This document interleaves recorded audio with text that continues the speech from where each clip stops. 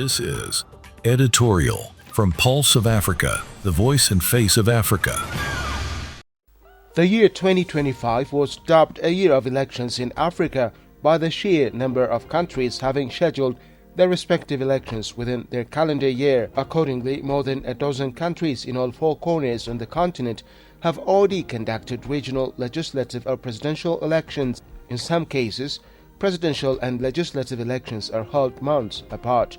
These countries, some of which are yet to conduct their elections during the remaining months, include Tanzania, Cameroon, Guinea-Bissau, Equatorial Guinea, Gabon, Malawi, and Cote d'Ivoire. Of the countries that held elections already in 2025, the likes of Malawi and Seychelles demonstrate that institutional integrity and public trust in electoral systems can strengthen political accountability and credible democratic processes. Post-voting event in Tanzania earlier this week, however, provided a warning that no matter how deeply entrenched democratic practices can backslide if not nurtured. It is not something that can be taken for granted, not even in the US or Europe, as witnessed in violent events of the current decade. Even in Europe, a continent that prides itself in rooted culture of democratic practices, a recent resolution read into the realities of the time, promoting the Council of Europe to adopt a number of mechanisms to prevent what it described as the risk to democratic backsliding, as many factors coalesced to threaten the normal conduct of elections. According to the resolution adopted by the Parliamentary Council, elections today are rarely held in conditions of normalcy. Polarization, widespread disinformation, foreign influence, cyber attacks, and climate-related disruptions and the spillover of conflicts have created a persistent context of risk and vulnerability for electoral processes across the Council of Europe member states and globally.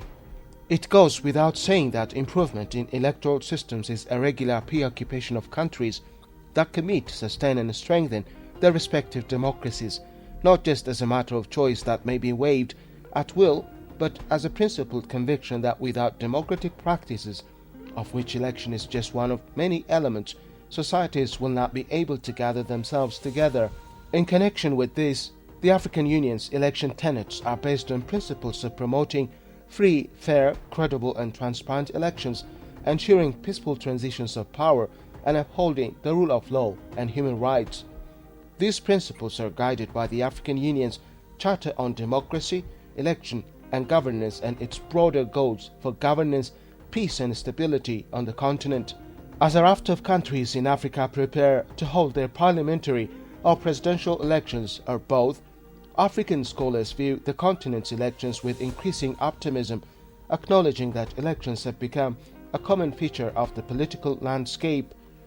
They cite increased public demand, growing political competition, and judicial independence, among others, to have described the current African elective endeavors favorably. Under this general milieu, 2026 is also going to see elections in many countries, including municipal elections in South Africa, general and parliamentary elections in Uganda, Zambia, Morocco, Algeria, Ethiopia, Benin, and Cabo Verde, and presidential elections in Djibouti, Republic of the Congo, Sao Tome and Principe, and Gambia, among others. While these countries brace for their respective elections events, African scholars warn that external influences and ineffective oppositions may continue to be some of the major factors constraining the quality of elections on the continent. Foreign powers, according to them, may actively engage in disinformation campaigns to influence elections in Africa, while opposition parties are often fragmented and numerically weak, making it difficult for them to act as a credible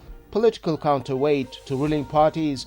While democratic dispensations are kinds that will take root through time as long as the right track is pursued, one thing evidently is in popular choice in Africa to date: the need that power must emanate from the ballot, not the bullet. This is editorial from Pulse of Africa, the voice and face of Africa.